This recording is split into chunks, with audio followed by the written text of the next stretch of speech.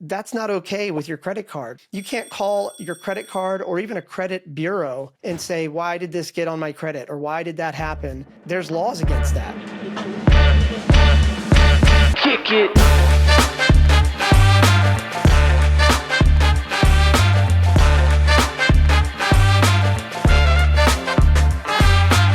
Welcome to another episode of Strata Shorts. My name is Thomas Schreiber, and I'm Director of Marketing here at Strata. Strata is a full-service EMR for physical therapy and occupational therapy practices that helps you achieve a 99.99% reimbursement rate. On today's episode, I'm joined by Paul Singh, the CEO of Strata, and we'll be diving into insurance companies wrongfully denying claims, the biggest mistakes you can make when marketing your clinic, and why you should be weary of consultants in this industry. If you'd like to learn more about Strata, head over to stratapt.com or email us at hello@stratapt.com. Now, without further delay, here's today's episode. There's always going to be this tension between medical professionals and insurance payers.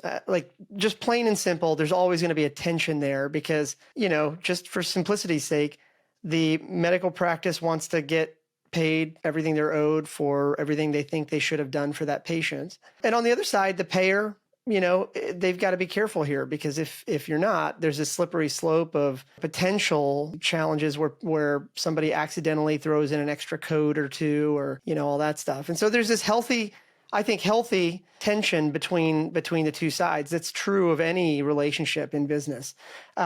Where it gets a little bit tricky, though, is where it potentially crosses the line a little bit.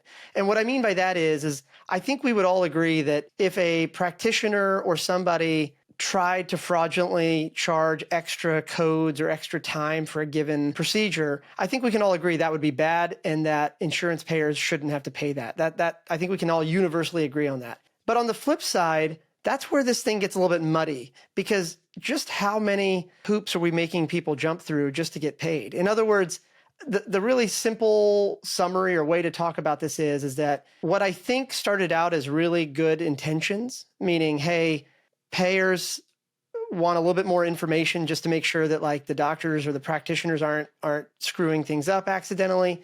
That started from a place of good heart, goodness, all that. But over the years, I think the slope has gotten slipperier and slipperier. And where we've ended up now, in 2023 or whatever, is sort of this really adversarial relationship. We went from I think a very healthy tension a couple of years ago to something that feels very adversarial right now, where medical practices don't fully feel, at least in the open public, they don't fully feel that they're getting paid everything they're owed and that they're not being forced to jump through extra hoops. And on the other side, they don't have enough data to prove it. So if you think about this now, in any individual medical practice, it doesn't matter how big you are. You could have 25 practice locations in the country. You could have 2, you could have 200. At the end of the day, you're still one medical practice group, and you only know what you see with the data stream between you and the payer. And that's where things get really interesting for us. We're in the billing stream for thousands of these practitioners, and lots of these practices all over the United States. And the thing is what can look a little weird to any one practice or one practice group at our level can start to look a little bit funnier when you start to see weird behavior coming back from the APIs to the payer. So look, I admit I'm dancing around this topic because, the 7,000-pound gorilla in the room is the payers. I totally want to just address that. But the fact of the matter is that when you're an individual practice, you can't really fight something when you don't really know the full data set. Was this really an accident? Were all my claims yesterday rejected because it was an accident? Maybe, probably. But from our perspective, things get a little bit more tricky when we start to see an individual payer kick back lots of stuff across lots of different payers. And look, it could be a clearinghouse problem. It could be a problem at the payer. I know this all sounds very conspiratorial or whatever. And, if you were to look at any one of these individual issues, it's easy to kind of look the other way and say, yep, human error, good intentions, all good. But, in our business, when you start to see lots of this stuff kind of happening, you just start to look at a different fact pattern and things just start to look a little bit different. Could you give an example of what it means to something looks funny? One of the things that's important, subtle, but really important about us is that we are the EMR and the RCM component, meaning, we're full stack. So we, have all the notes from the visit, that the patient had with the doctor and all that. And so clean claim rate is a really important metric that we look at. And so, just speaking at a high level, 50,000 foot overview, if we believe the claim coming in from the EMR side is clean, then that should mean that when we push it into the RCM portion of our business flow, that it should get accepted appropriately by the insurance payer, paid out, that sort of stuff. So in a perfect world, you use our EMR, everything's clean, everybody gets paid, not a big deal. Where it starts to get a little bit weird is where our clean claim rate might still be high, but the payer rejects some of those claims inconsistently. So it's hard to explain a technical issue like on a 20-second clip here, I guess. But that's where it gets really weird, where all of a sudden it's not like all of their claims got pushed back. It's like 1 out of every 4, 1 out of every 2, 1 out of every 87. And again, when you're one practitioner, and let's say you pushed in manually 50 claims yesterday, let's just say that's what you did. If you've got an in-house billing team, they're probably already stretched really thin thinking about tomorrow's patients, last week's rejections, all that. It's hard to actually step back and say, wait, is there a pattern here? In our case, because we're tech enabled and we like to use a lot of technology all throughout the business, we can start to see interesting patterns where, it's like, why did all these disparate claims from a lot of different medical practices get denied or rejected? And, oh, wait a second, that's interesting. They're coming from one payer or maybe even one clearinghouse. And more often than not, sometimes you'll contact their support team privately and say, hey, is something going on? And they don't know. And that's where it gets a little bit strange, because that's not okay with your credit card. You can't call your credit card or even a credit bureau and say, why did this get on my credit? Or why did that happen? Like, there's laws against that, but it's just not the same with this healthcare industry. And that's the problem. I guess just to be really direct here, look, in a perfect world, every claim should get paid to a doctor that does everything the way they were supposed to do it. As long as they follow the rules, they should get paid 100%. At the same time, I feel for the payers. If they're not careful, a lot of fraudulent claims can kind of slip through, and an extra $20 here and there adds up at scale when you're talking about millions and tens of millions of patients. So I get where they're coming from.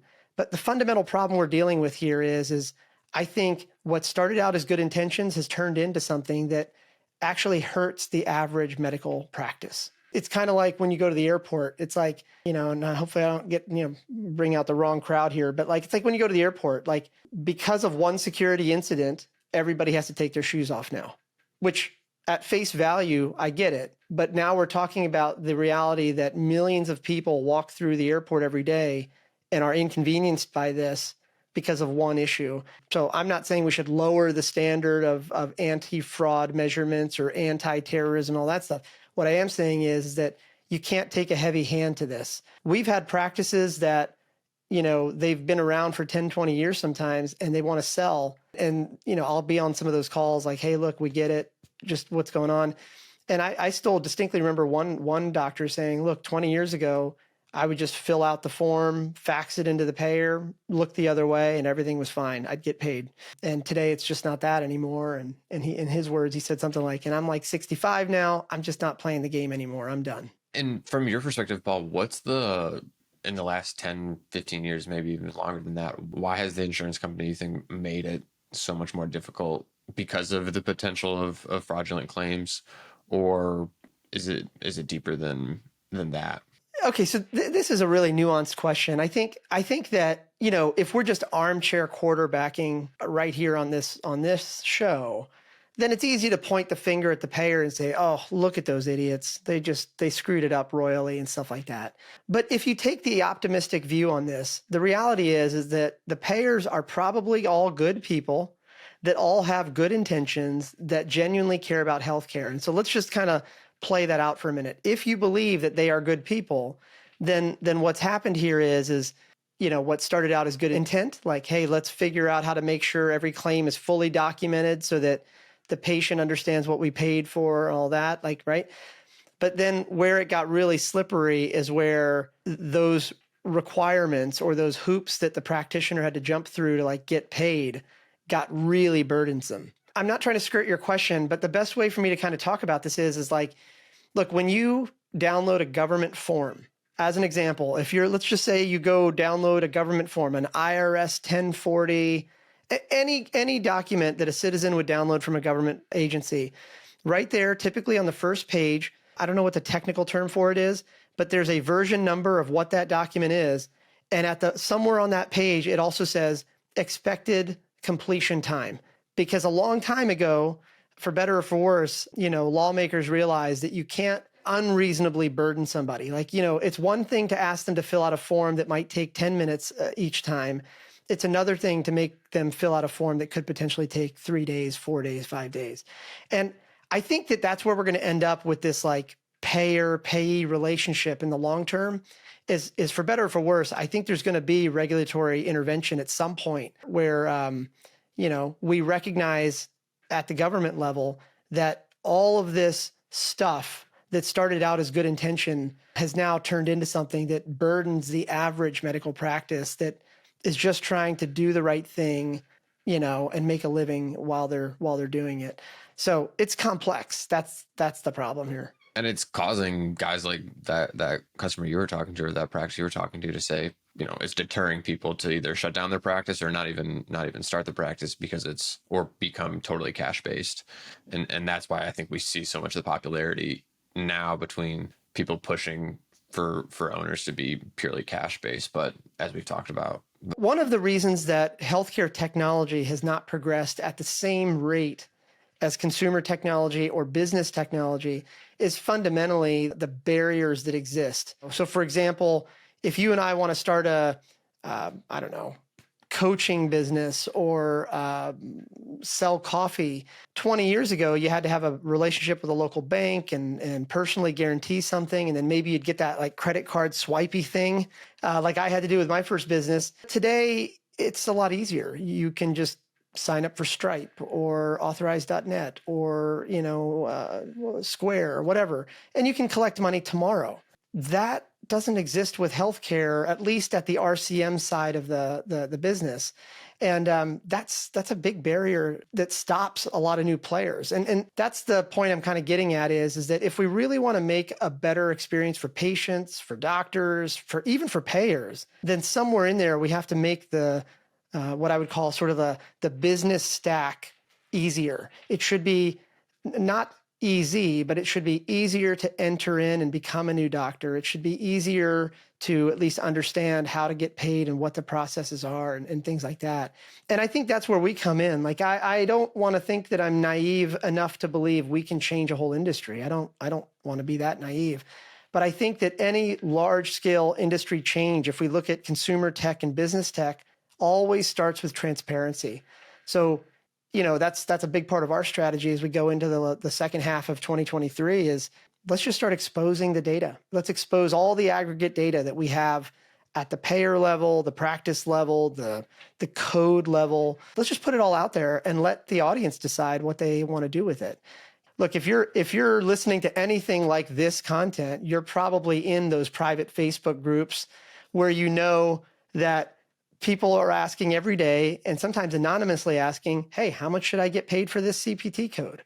Or they're asking anonymously because they're scared of the repercussions here.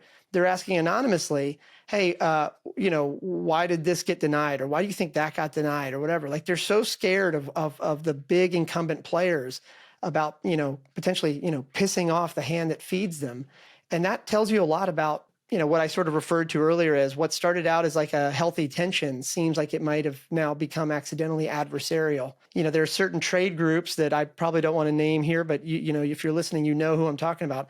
There are certain industry trade groups that everybody's a member of, but those same trade groups will block you or shut down any emails or discussions on their bulletin boards about how much you're getting paid or how to renegotiate a payer contract. Like that's where this thing kind of starts to smell a little fishy to me is when that sort of open discussion is starting to get so scary that people won't put their name on it. And even more so when you can't even have that discussion because some vague reason. That's the issue for me. And this isn't more of a question and more of a statement, but the value of bringing more industry data points and more data to the table across the US, what the benefit is for a practice owner. When you're in this business for even just a few, it doesn't matter how long you've been in the healthcare world, what you learn very, very quickly is that the people that choose to operate in this environment genuinely care about making patients' lives better, right? So in other words, it doesn't matter whether you talk to a doctor or a nurse practitioner, a PT, OT, whatever, like for them to go through all that schooling, potentially get into all that debt, and then finally step into this world where they may not even get paid for the full day, you learn very quickly that the people here start from this position of, I'm just here to help patients and I hope I can make a living from it. That's the tragedy of the whole thing, by the way, now, is that you have all these good people that are running practices, large and small, throughout the country, and then forced to play this cat and mouse game with this whole RCM component of their business. And somewhere between the clearinghouses, the payers, and the hand of the market or something, I don't know, everything gets really hard. And I think that's sort of the tragedy of the whole thing. And then, so I would say, like, classic power law distribution here. Let's call it 90% of these folks just fight through it. And they spend the next 20, 30, 40 years of their career just writing off money because at some point they kind of have to just keep moving and make ends meet and go forward. The next 9% of them, and these are just made up numbers, just power law distribution. So if 90% of them sort of just deal with it because that's all they could do, the next 9% of people, start to open up one or two, or just they open up multiple practices and using their own additional volume when they get to a certain scale, maybe, just maybe, they're able to spot places where they may not have been getting paid enough or that sort of thing. Like as they get bigger, they have more money and revenue to be able to support a better, billing function, all that stuff. And then you have like that top last, 1%. And these are the people that realize that there is this asymmetry of information. And they also realize that they can't have these conversations in public. They can't just go on a private Facebook group or, send an email out on the trade industry organization email list because it's going to get squashed. And so they organize these informal dinners and golf outings and lunches where, 5, 10, 50 practice owners get together once a month. And I can point at a couple different examples of it that are happening across our customer base where that's what they talk about at a dinner table is, hey, what are you getting paid for this code? Okay, write that down. Hey, how'd you renegotiate that payer contract? What were the numbers that they gave you? Okay, they write that down. And that's the thing. So what's happening here is like, just like with any inefficient market, like what we're talking about here is what's called an asymmetry of information. The payers know what they're paying to each of the practitioners across the country, but each practitioner across the country really only knows what they are getting paid themselves. And that asymmetry, if you look at any other industry, consumer, B2B, anything else, what happens is that technology comes in and it always starts with a transparency layer where somebody within the flow says, hey, look, here's the aggregate data, do with it what you will, but we're just trying to level that asymmetric playing field. And that's kind of where we're at now. And that's kind of what the next couple months for Strata is going to be, is building out these public dashboards that whether you're a client of ours or not, you can reference and use at any time. Because I genuinely, I don't care whether you use us or not. And I don't mean that in any negative way. I just want you to get paid. So I guess the summary of all that and the answer to your question specifically now that I've said that is that most people never get beyond the day-to-day struggle of running their practice to be able to even think about how to successfully renegotiate a payer contract. And then if you make it out of that and whatever you have to do, either multiple practices or you happen to know other practice owners, what's happening today is they just self-organize typically around private Zoom calls or, dinners, and they talk about it. And even then it's really limited to who's around you, Yeah, the people at the table and their their little view of their data That's and their exactly right. practices. Yeah, that's exactly right. Yeah, I think it's a great point about in order for the industry to evolve, the transparency, but then also the business stack. Like how many tools and apps and things have made it much easier to start a business on the consumer side of things. Yeah.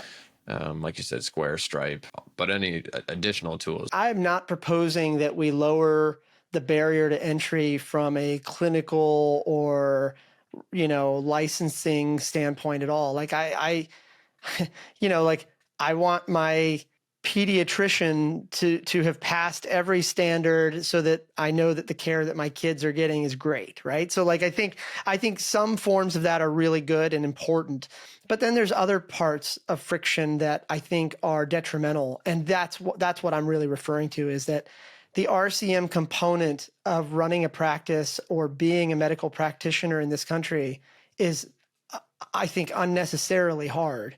It doesn't matter what part of the transaction you're in. If you're a patient, a practitioner, or even a payer, if you even care a tiny bit about making healthcare better objectively in this country, I think you could make a huge positive impact if we could make the RCM side easier, smoother. And even adding in more education when PTs, OTs, doctors are going through their education. I mean, there's such limited, from what I understand from Emily and others, is they learn about what a CPT code is, the 8-minute rule, and that's about it, at least on the OT side. And that's where there is a level of, there needs to be a little bit more business acumen and business resources around even just understanding the game that is being played with if you never become an owner, even if you never become an owner, just understanding here's what your owner of the clinic that you're going to be at is fighting on their end. First of all, I do think that the entire industry would be better off if we baked more billing knowledge directly into the studying portion of becoming a practitioner or becoming a doctor or whatever it is you're going to become. I do agree with that statement. But I think that, it's also safe to say that, like, I know that we at Strata can't like make some university or school add that in, right? Like, it would be nice and I would love that. But I think that I could see a day in the future where, maybe we offer some sort of Strata certified training and continuing credits and stuff like that. To put it another way, our EMR does all that. Like because our EMR is billing aware, we can kind of keep you out of trouble while you're there with the patient. So that's fine. That's, a lot of clients love that. But I think it would be wise at some point for us to go even one step further and just train people, even if they don't use our platform. Because again, we genuinely, look, as a capitalist, I want you to use my product. But the reality is I genuinely don't care. I think as long as you get paid, I'm happy.